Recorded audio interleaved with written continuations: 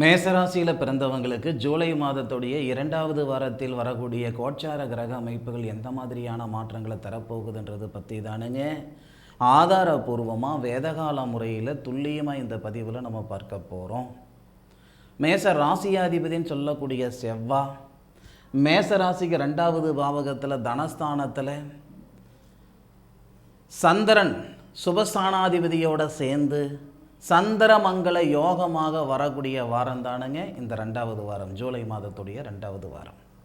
ஜூலை மாதம் 12ஆம் தேதியிலிருந்து ஜூலை மாதம் 18ஆம் தேதி வரை கோச்சார ரீதியாக வரக்கூடிய கிரக அமைப்புகளால் மேசராசியில் பிறந்தவங்களுடைய வாழ்க்கையிலையும் வாழ்வாதாரத்திலையும் மாற்றங்களை எதிர்பார்க்கக்கூடிய அளவுக்கு இருக்குங்க.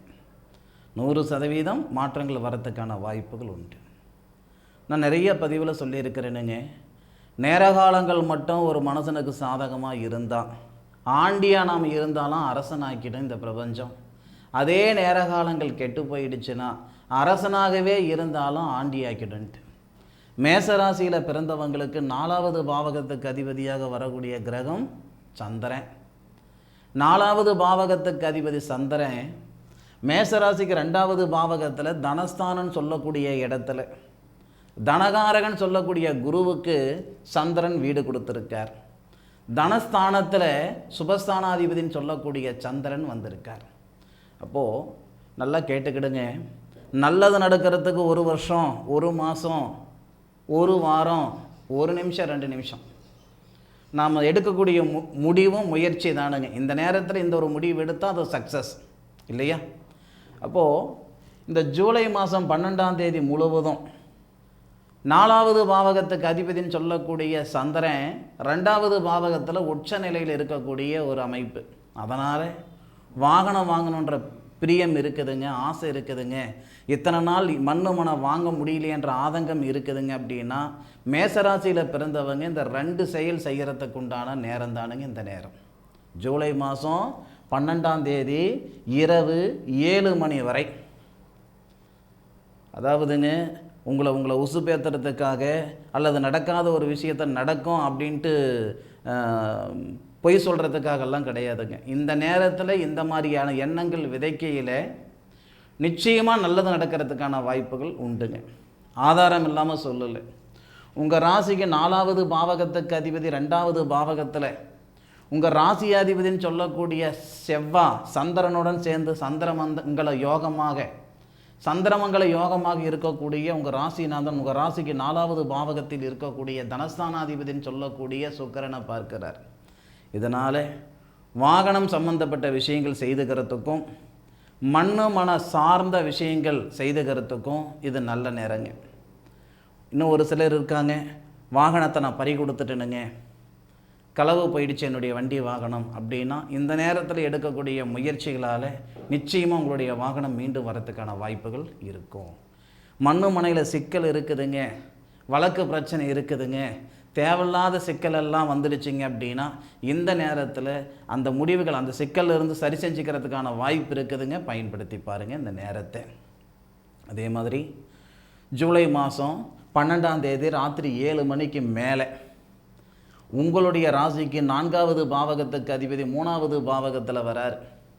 அப்போ நமக்கு அமாவாசைலாம் 14ஆம் தேதி வரும்னு வச்சுக்கோங்க. அப்போது 3வது பாவகத்துக்கு அதிபதினு சொல்லக்கூடிய புதனுடன் 4வது பாவகத்துக்கு அதிபதி அண்ணன் தம்பிகளுக்குள்ளே இருக்கக்கூடிய கருத்து வேறுபாடாக இருக்கட்டும், அக்கா தங்கிக்குள்ளே இருக்கக்கூடிய கருத்து வேறுபாடுகளாக இருக்கட்டும், ஒரு வேலை செய்யும்போது செய்யலாமா வேண்டாமா இந்த 2 மனசு இருக்குது பாருங்கள்.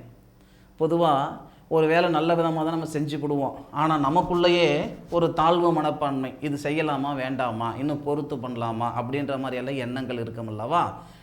12ஆம் தேதி ஜூலை மாதம் 12ஆம் தேதி ராத்திரி 7 மணியிலிருந்து ஜூலை மாதம் 14ஆம் தேதி 6 மணி 50 நிமிஷம் வரை 4வது பாவகத்துக்கு அதிபதினு சொல்லக்கூடிய சந்திரன் 3வது பாவகத்துக்கு அதிபதினு சொல்லக்கூடிய புதனுடன் ட்ராவல் பண்ணுவார். இந்த நேரம் நல்லா இருக்குது. இது உங்களுடைய உழைப்புக்கு தகுந்த உயர்வு ஏற்படுத்தும். சுபஸ்தானாதிபதினு சொல்லக்கூடிய ஒரு கிரகம் படிப்புக்காரகன் சொல்லக்கூடிய கிரகத்தோடு இணைகிறார். 12ஆம் தேதி ராத்திரி 7 மணியிலிருந்து சரியாக 14ஆம் தேதி சாயந்தரம் 6:50க்குள்ளார நீங்கள் படித்த படிப்புக்குண்டான உத்தியோக முயற்சிகள் எடுத்தால் உத்தியோகம் வர்றதுக்கு வாய்ப்புண்டு. சார் வெளி மாநிலம் போகலான்னு இருக்கிறேன் சார், வெளிநாடு போகலான்னு இருக்கிறேன் சார், இந்த நேரத்தை பயன்படுத்தி பாருங்கள். மேசராசியில் பிறந்தவங்க நிச்சயம் நல்லது நடக்கிறதுக்கான வாய்ப்புகள் உண்டு. இன்னும் சில பேர் மேசராசியில் பிறந்த தாய்மார்களுடைய, நீங்கள் மேசராசியில் பிறந்திருக்கிறீங்கன்னா உங்களுடைய தாய்மார்களுடைய உடல் உபாதைகள் சரியாகிறதுக்கான வாய்ப்புகளும் இந்த வாரத்தில் வரப்போகுது. எப்போனா ஜூலை மாதம் 14ஆம் தேதி 6:50 மேலே, அப்போ நமக்கு 16ஆம் தேதி வரை ஜூலை மாதம் சரியாக கேட்டுக்கிடுங்க. ஜூலை மாதம் சாயந்தரம் 6:50 மேலே, அதாவது 14ஆம் தேதி 6:50 மேலே, 16ஆம் தேதி நைட்டு 8 மணிக்குள்ளார தாய்மார்களுடைய உடல் உபாதைகள் சரியாகும். தாய் மாமனுக்கு உங்களுக்கு இருக்கக்கூடிய கருத்து வேறுபாடுகள் சரியாகும். பொருளாதார ரீதியாக தலை பிச்சுக்கிற அளவுக்கு சிக்கல் இருக்குதுங்க. எதை சாப்பிட்டா என் பித்தம் தெளிகின்ற அளவுக்கு நான் இருந்துக்கிட்டு இருக்கிறேன்னா, சுபஸ்தானாதிபதினு சொல்லக்கூடிய ஒரு கிரகம் சுபஸ்தானத்தில் ஆட்சி நிலையில் வருவார். அதுவும் அப்போ நமக்கு குரு பகவானுடைய சாரத்தில் சந்திரன், குருவுடைய வீட்டில் சந்திரனுடைய வீட்டில் குரு. அதாவது 14ஆம் தேதி 6:50 நடக்கக்கூடிய ஒரு நிகழ்வு என்னன்னா, இந்த சந்திரன், இங்கே இருக்கிற சந்திரன் இந்த இடத்துக்கு வந்துடுறார். இது சந்திரனுடைய சொந்த பாவகம், வீடு. அப்போது இந்த இடத்துல புனர்பூச நட்சத்திரம் 4வது பாதமும், பூச நட்சத்திரம் 4 பாதமும், ஆயிலி நட்சத்திரம் 4 பாதமும் வரும். ஏற்கனவே பூசம் நட்சத்திரத்தில் தான் குரு இருக்கார். மேசராசியில் பிறந்தவருக்கு 4வது பாவகத்தில், அதாவது சந்திரனுடைய வீட்டில் குரு. இந்த 14ஆம் தேதி சாயந்தரம் 6:50 சந்திரன் தன்னுடைய சொந்த வீட்டுக்கு வராரு, குருவுடைய நட்சத்திரத்தில். குரு சந்திரனுடைய வீட்டில். அப்போ குருச்சந்திர யோகம், பரிவர்த்தனையோட குருச்சந்திர யோகம்.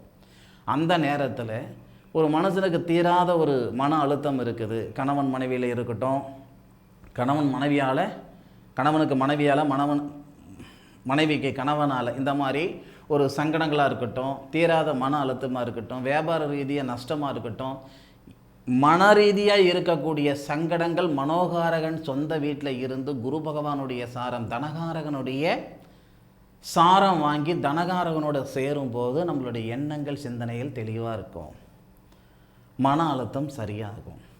ஆக வரக்கூடிய வாரம் மேசராசியில் பிறந்தவங்களுக்கு சாதகமான நாட்களாக இருக்க போகுதுன்றதில் மாற்று கருத்தில் அனுபவித்து சொல்லுங்கள். இந்த வாரத்தில் உங்களுடைய கிரகநிலைகள் எப்படி இருக்கும் சொந்த ஜாதகத்தில், அதை பற்றி முழுமையாக தெரிஞ்சுக்கிடணும்னா வாட்ஸ்அப்பில் உங்கள் சாதகத்தை அனுப்பி வைங்க, முழுமையாக பார்த்து தரணுங்க. மீண்டும் அடுத்த ஒரு அற்புதமான தருணத்தில் மேசராசியில் பிறந்த சொந்தங்களை சந்திக்கும் வரை உங்களிடமிருந்து விடைபெறுவது உங்கள் வீட்டு ஜோதிட நண்பனான மா. காளிதாஸ் மணிகண்டன். திருச்சிற்றம்பலம். வாழ்க வையகம், வாழ்க வளமுடன்.